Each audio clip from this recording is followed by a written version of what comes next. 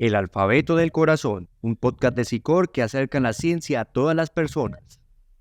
Hola y bienvenidos a un capítulo más del Alfabeto del Corazón. Soy Ana María Posada, médica, máster en nutrición clínica. Hoy vamos a estar con el doctor Diego Espíndola Fernández, médico psiquiatra, profesor de la Universidad de Antioquia y psiquiatra de enlace. Hola, muchas gracias por la invitación y hoy vamos a estar hablando sobre un tema muy interesante que es la obesidad y el estrés. Para empezar a hablar de este tema, yo quiero poner en consideración que todos los seres vivos tenemos unos mecanismos de adaptación frente al mundo que vamos desarrollando a medida que crecemos. Y los seres humanos tenemos esos mecanismos por los cuales nos logramos adaptar al estrés, es decir, las cargas naturales que conlleva el día a día y la rutina, las amenazas y los peligros que tenemos. El estrés en sí es bueno porque nos ayuda a adaptarnos a esas situaciones.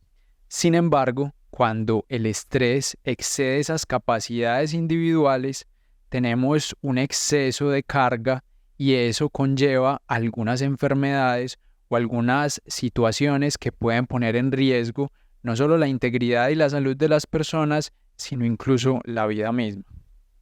La obesidad es un trastorno donde almacenamos un porcentaje de grasa mayor a lo esperado. Normalmente en la parte médica lo clasificamos con el índice de masa corporal, que habla de esa relación de mi peso para mi estatura y que tiene ciertos valores que nos pueden ubicar dentro de un sobrepeso o una obesidad.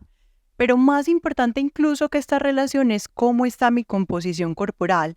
Si tengo unos niveles significativos de tejido graso que finalmente me pueden llevar a un estado inflamatorio, y es importante reconocer que este tejido graso varía entre hombres y mujeres, ya que las mujeres tendemos a almacenar más depósito de grasa a nivel de mamas y de caderas, pero para esto necesitamos pues una evaluación exhaustiva que nos logre dar ideas de cómo está esa distribución de grasa y de músculo en nuestro cuerpo. Para conectar entonces esos dos temas de la obesidad y el estrés, es importante que nos imaginemos el cerebro. El cerebro es un órgano maravilloso porque allí se guardan muchas funciones del cuerpo. Por eso les propongo que nos imaginemos dos almendras. Una almendra dentro del cerebro que ayuda a controlar nuestro ánimo, nuestros afectos, nuestras emociones. Y otra almendra que nos ayuda a controlar nuestro apetito. Esas dos almendras se conectan entre sí porque todas las modificaciones de nuestro afecto van a tener impacto sobre nuestro apetito. Y cuando esas cargas de estrés, de lo que hemos venido hablando, empiezan a aumentarse y a sobrepasar esas capacidades de adaptación, van a afectar ese centro del apetito.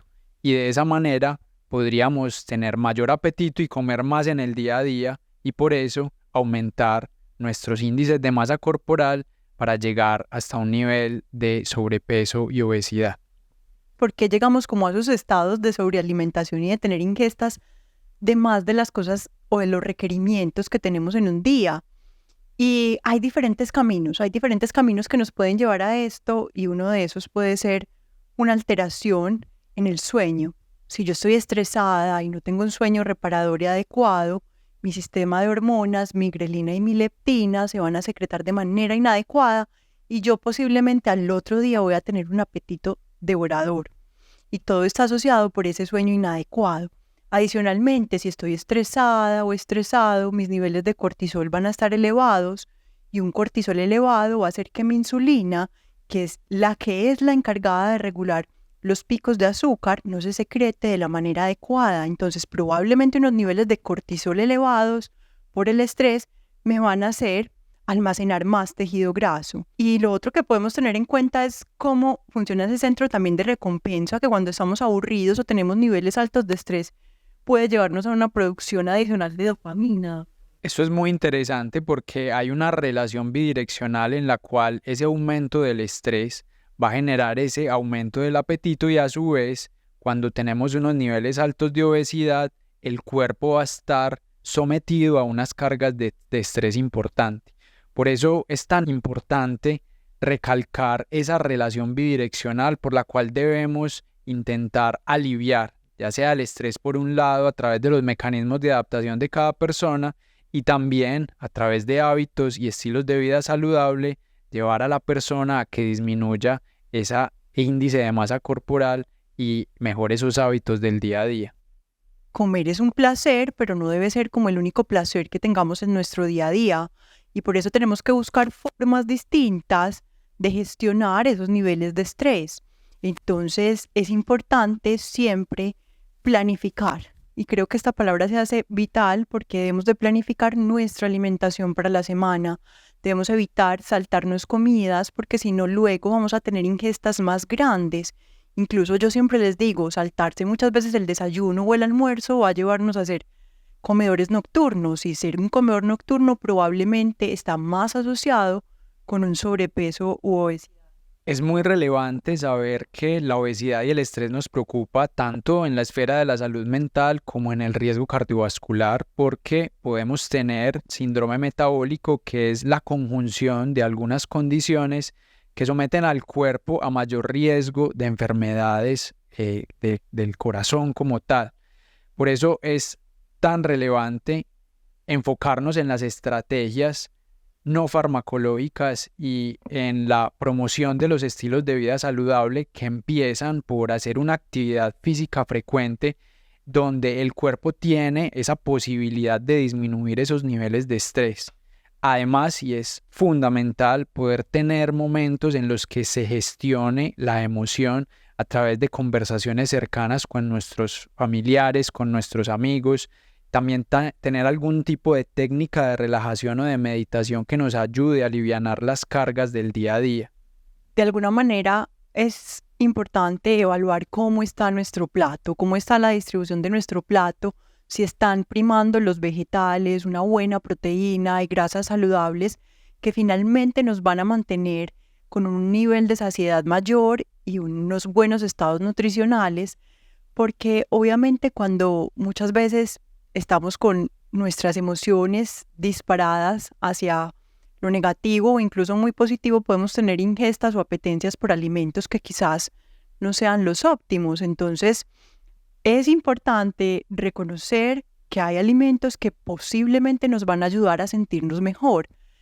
Es como los vegetales, siempre les digo, los vegetales tienen la mayor cantidad de fibra y esa fibra nutre nuestras bacterias buenas del colon.